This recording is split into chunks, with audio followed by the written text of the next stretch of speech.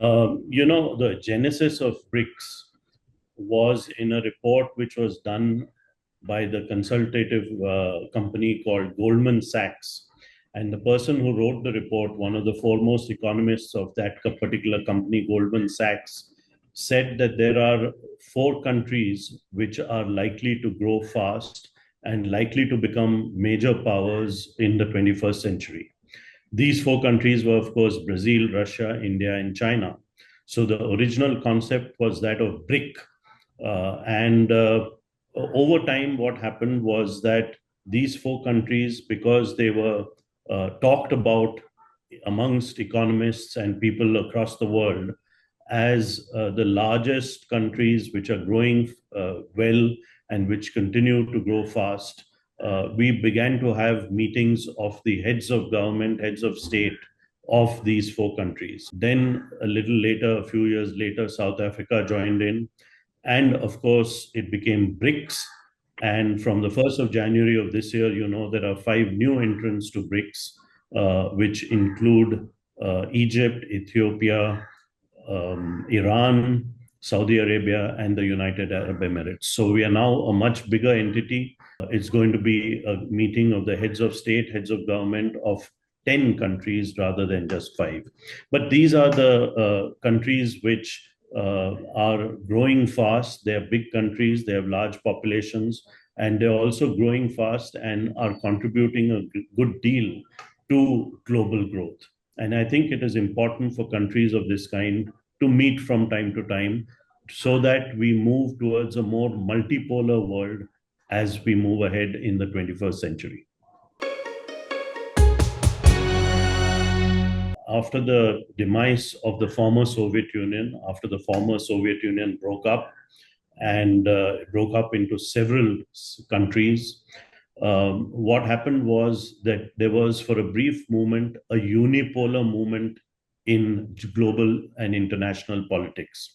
The unipolar movement, of course, was from the early 1990s, say, to the early 2000s, when the sole superpower in the world was the United States of America.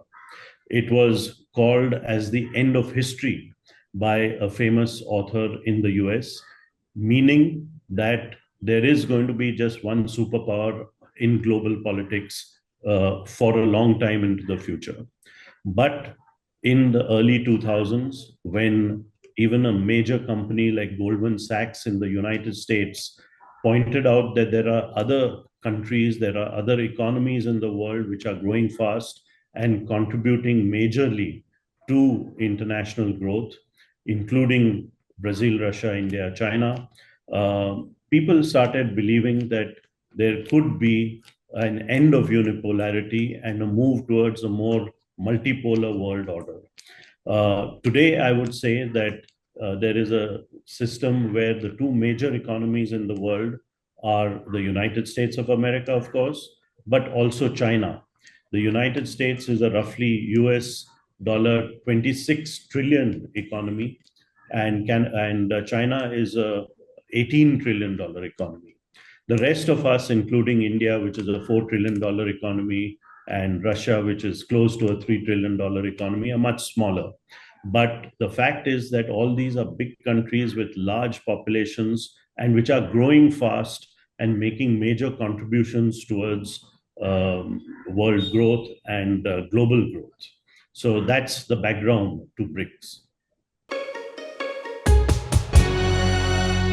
So let me start with the role of India and China within the BRICS organization, or within this group of countries, which, as we were discussing now, numbers 10. There are 10 countries which are part of BRICS. So India and China have had strained relations. There's no doubt about that. But at a macro level, we both are major countries in Asia. We're both growing very, very fast, and we're both contributing huge amounts to global growth. So we had no problems in working in multilateral organizations like BRICS.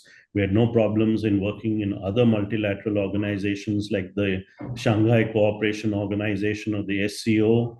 which has just had its heads of government meeting in Islamabad a couple of days ago, where our Foreign Minister, External Affairs Minister, Dr. Jaishankar participated. So at the macro level, despite whatever bilateral issues there may be between India and China, we are able to cooperate in a multilateral setting like BRICS. And I think that will continue. When you come to bilateral issues, you made the point that there seems to be some cooling down. There seems to be some warming up, rather, let me put it that way, a cooling down of tensions, warming up of relations between India and China. Unfortunately, I must share with you and your viewers that the situation on the ground in eastern Ladakh continues to remain that there are two areas where India and China have not been able to achieve disengagement and de-escalation.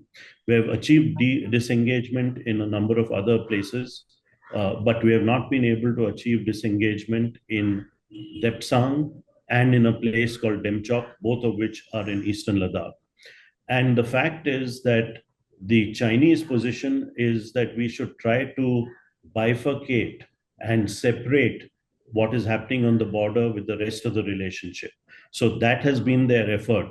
If there is a feeling that there is a warming up of the relationship, it is basically because the Chinese are continuing to try to separate out border issues and boundary issues with the rest of the relationship. And on the contrary, India's position is that as long as the border cannot be peaceful, relations cannot be normalized, that we cannot have business as usual when there are tensions which continue on the border. Yes, China may be the biggest economy amongst BRICS, but when we set up the BRICS Bank, which is headquartered in Shanghai, each of the BRICS member states contributed equally to the capitalization of the new development bank or the BRICS Bank. So let me just remind you of what happened post Galwan. And you mentioned Galwan, which is very correct, which was almost 4 years ago in the summer of 2020, April, May of 2020. Galwan, of course, took place on the night of 15th and 16th June 2020. Immediately after that, India did took a number of steps to show that there cannot be business as usual, that if there is no peace on the border, then there cannot be, the rest of the relationship cannot just go along as it has been in the past. So what we did was that we banned several Chinese apps, and we continue to do so when they take new avatars. We reduced the amount of Chinese foreign direct investment which was flowing into India. We started looking at Chinese foreign direct investment with national security lens. And therefore, the number of Chinese companies which were investing in India reduced, though, of course, some which were cleared could come and invest in India. And most importantly, Anthony, what we did was that we said that in the development of 5G and 6G technology in India, we will no longer allow Chinese companies like Huawei and ZTE to participate in our trials and rollout of 5G, and by extension to 6G and beyond. I think that was a very important measure which sent a clear signal to the Chinese side. However, because we are practical people, we did not, we ensured that trade between India and China was not impacted.